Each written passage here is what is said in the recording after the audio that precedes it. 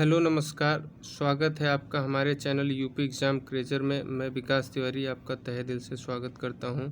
दोस्तों, उत्तर प्रदेश ग्रामीण परिवेश से जुड़ी हुई ग्रामीण परिवेश श्रृंखला का यह 15वां वीडियो है। जिन साथियों ने पिछले 14 वीडियोज़ को नहीं देखा है उन्हें जा कर के देख लें, तब इस वाले वीडियो को कंटिन्यू करें, आपको बहुत फ़ायदा होगा।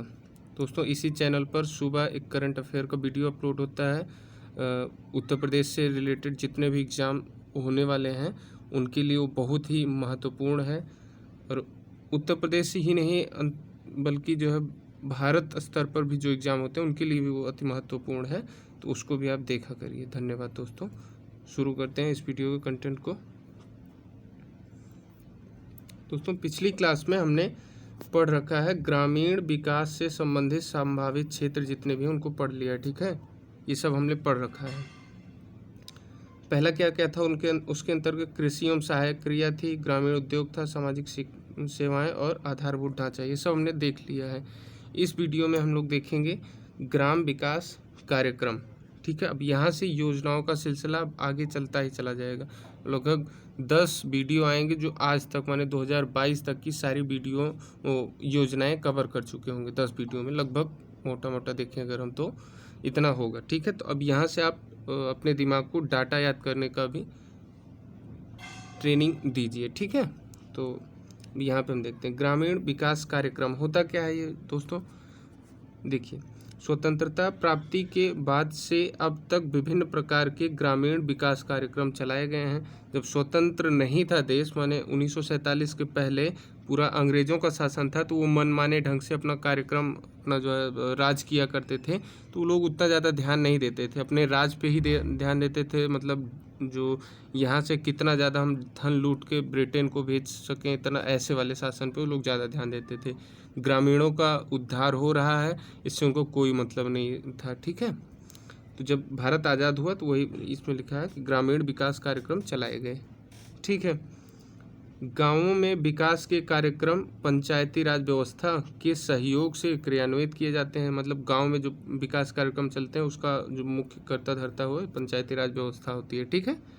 फिर अगला पॉइंट है, हाँ, इसमें क्या क्या पढ़ेंगे ये चीज़ लिखा है। इस टॉपिक के अंतर्गत माने इसके अंतर्गत हमें विभिन्न विभागों तथा बैंकों द्वारा ग्रामीण ढांचागत विकास से संबंधित कृषि, पशुपालन, बागवानी, महिला एवं बाल विकास, शिक्षा, स्वास्थ्य, अनुसूचित जाति एवं जनजाति भी है तथा पिछड़ा वर्ग कल्याण, सामाजिक न्याय एवं अधिकारिता, खाद्य एवं आपूर्ति तथा अन्य विभागों से संबंधित योजनाओं को पढ़ना है। मतलब इस ग्रामीण विकास कार्यक्रम में क्या हमको पढ़ना है, इतनी सारी योजनाओं को पढ़ना है, ठीक है।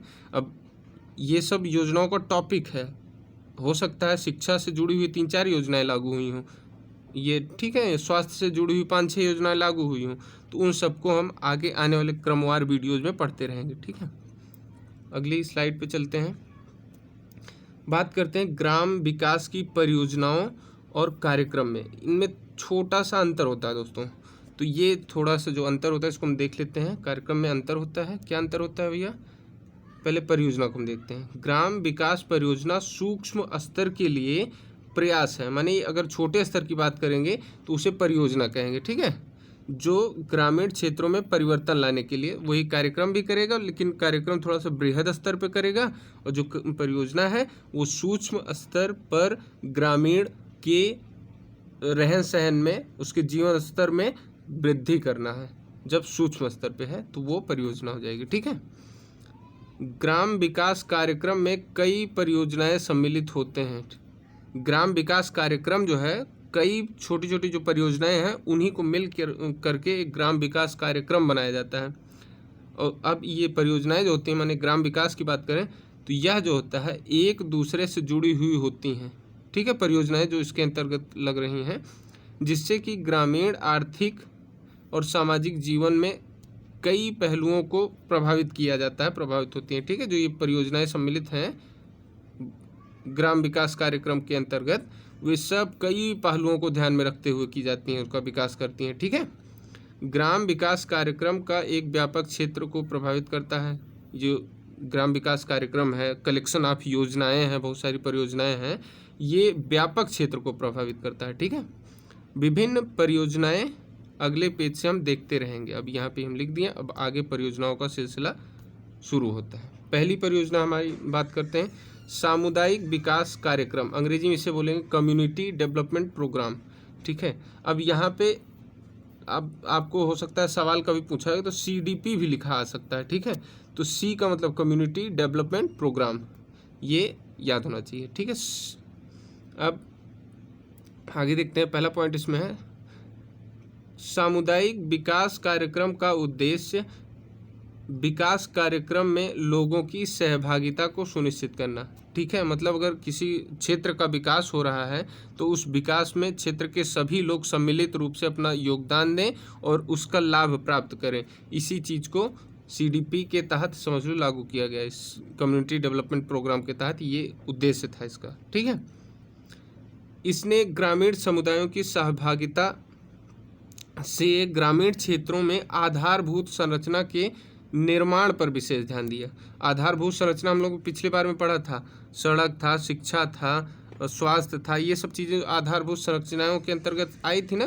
तो जब किसी क्षेत्र का अगर विकास देखना है, आधारभूत संरचनाओं को जब देखना है तो वो उसके लिए कौन सा कार्यक्रम लॉन्च किया गया था, सामुदायिक विकास कार्यक्रम। नाम से ही लग रहा है कि एक समुदाय का विकास होगा। समुदाय का विकास जो है आधारभूत संरचना के अंतर्गत आता था। ठीक है, 2 अक्टूबर 1952, 2 अक्टूबर को गांधी जयंती होती है। उसी गांधी जयंती 1952 के दिन को पहली पंचवर्षीय योजना के अंतर्गत इसे लागू किया। माने CDP को कब लागू किया गया, 1952 में, जब पहली पंचवर्षीय योजना चल रही। तो पहली पंचवर्षीय योजना 1951 से 56 तक थी। ठीक है, तो पंचवर्षीय योजना इसी के दौरान 1952 में जब गांधी जयंती आया, गांधी जयंती 2 अक्टूबर 1952 को इस CDP कम्युनिटी डेवलपमेंट प्रोग्राम को लागू किया गया था।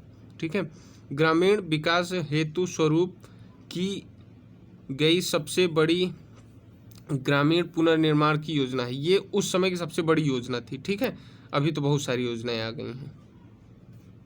आगे देखते हैं, दूसरा हमारा कार्यक्रम है गहन कृषि जिला कार्यक्रम।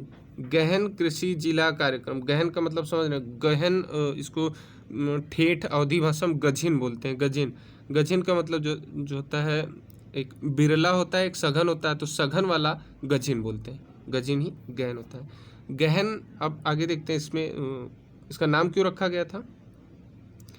सबसे पहले ये देखते हैं कब कहाँ से लागू हुआ। 1961 में, 1961। ठीक है, 1961, चाइना वाले युद्ध के जस्ट एक साल पहले 3 जिलों में लागू किया गया था। माने 3 जिलों में इस कार्यक्रम को लागू किया गया। आगे चल करके इस वाले कार्यक्रम को 13 जिलों तक विस्तार किया गया था। एक पायलट योजना होती, पायलट योजना मतलब समझ रहे हैं, जब किसी कार्यक्रम को चेकिंग के तौर पे लगाया जाता है, लागू किया जाता है, तो उसे पायलट योजना कहते हैं। ठीक है, तो जब ये बात करते हैं, ये पायलट योजना के तहत इसको 3 जिलों में लागू किया गया था। इसका सफलता को देखते हुए हमने 13 जिलों में विस्तार किया। हो सकता है ज़्यादा सफल नहीं हुई हो, बस 13 तक बढ़ के रह गए हम लोग। ठीक है, 1961 में लागू हुआ था, ये इंपॉर्टेंट है। क्या, गहन कृषि जिला कार्यक्रम, इसका शॉर्ट में हो जाए इंटेंसिव एग्रीकल्चर डिस्ट्रिक्ट प्रोग्राम। अन्य नाम इसका क्या था, पैकेज कार्यक्रम था। ठीक है, पैकेज कार्यक्रम। गहन कृषि का अर्थ क्या होता है, अभी हमने कुछ समय पहले बात की थी। तो गहन कृषि का अर्थ होता है कम भूमि में अधिक पैदावार, साथ ही वर्ष में कई फसलों का उत्पादन करना। समझे, देखिए जैसे मान लीजिए ये 1 बीघा ज़मीन है, ये 1 बीघा खेत है।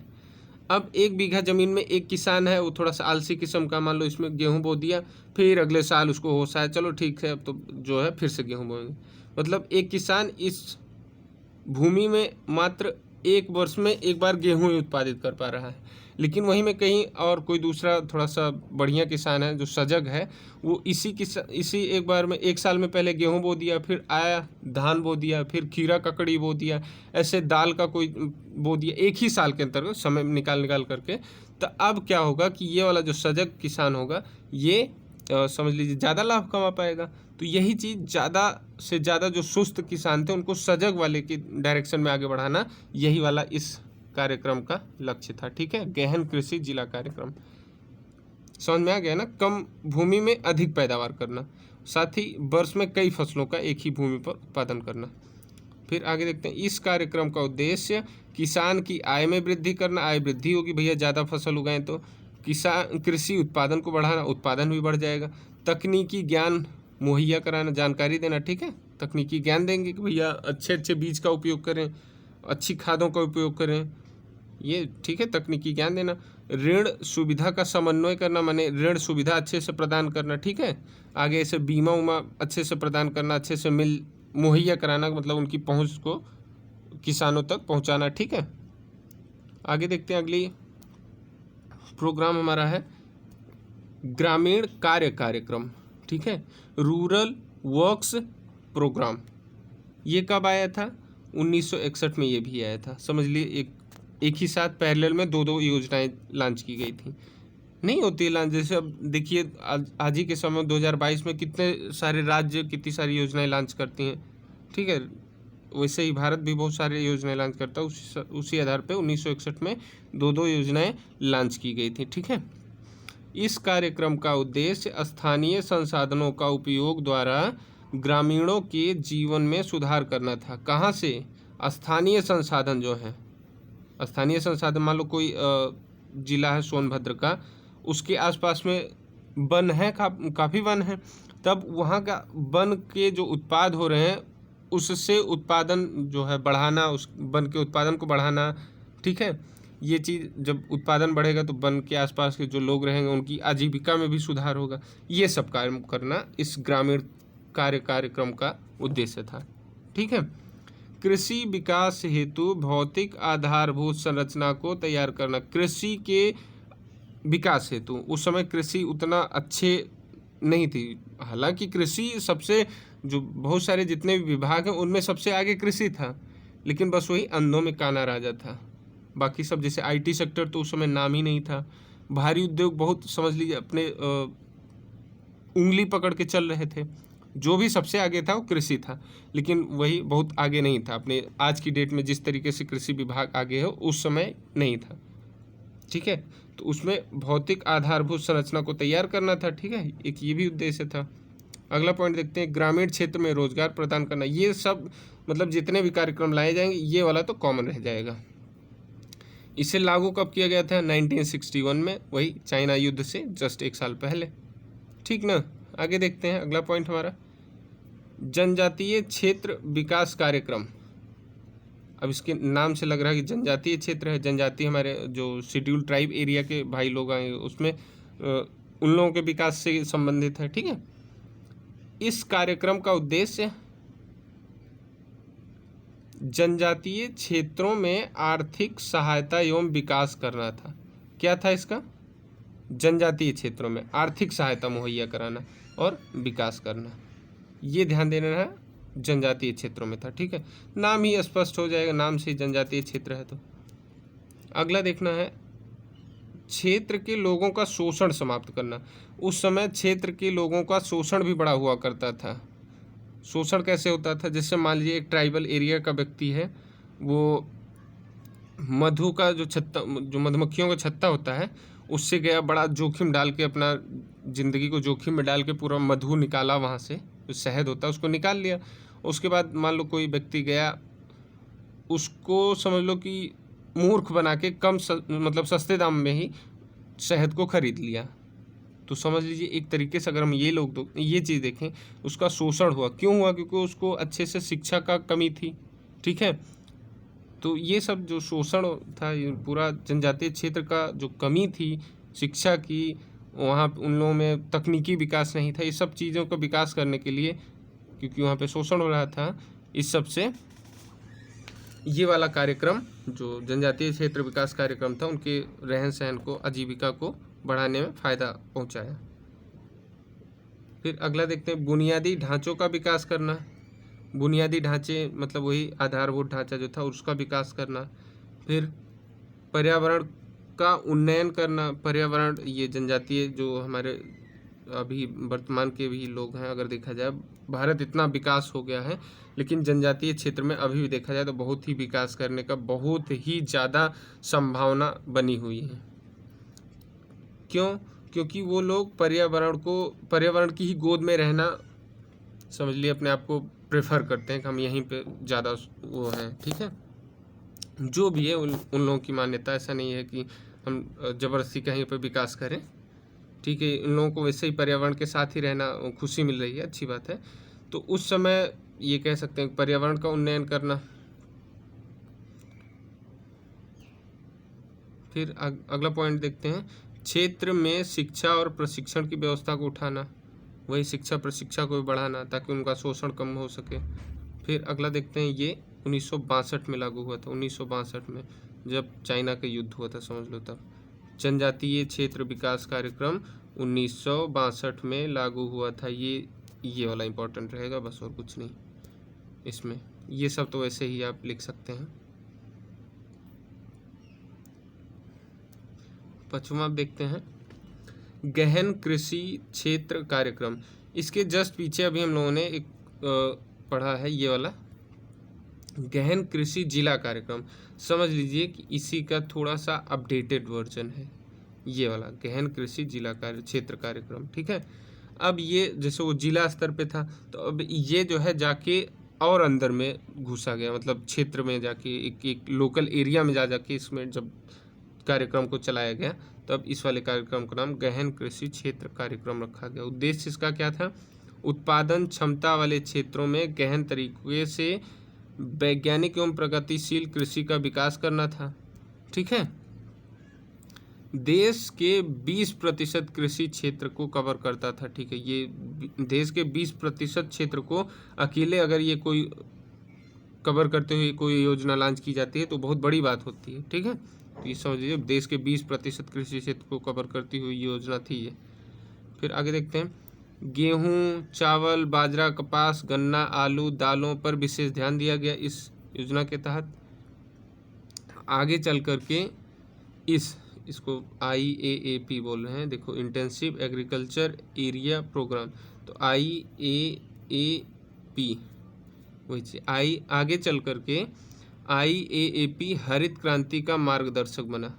यही के आधार पे MS स्वामीनाथन ने 1966 में हरित क्रांति को आगे बढ़ाया। समझ लीजिए ये कह सकते हैं हरित क्रांति का ये पूर्वगामी है, ठीक है। आया भी एक ही साल पहले 1964-65 में आया था, हरित क्रांति 1966 में आई थी, ठीक है। तो पूर्वगामी कह सकते हैं उसका। 6वां देखते हैं, उन्नत किस्म बीज कार्यक्रम। ये बीज हो गया, बीज है, ठीक है, बीज है।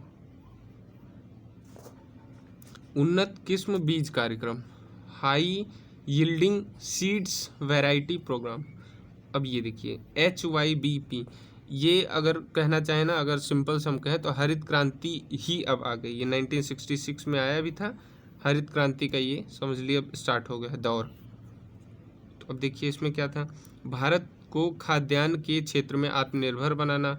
उस समय 1965 में जब भारत और पाकिस्तान का युद्ध हुआ था, उसमें जो लाल बहादुर शास्त्री जी थे, तो जय जवान जय किसान का नारा भी दिए थे, ठीक है।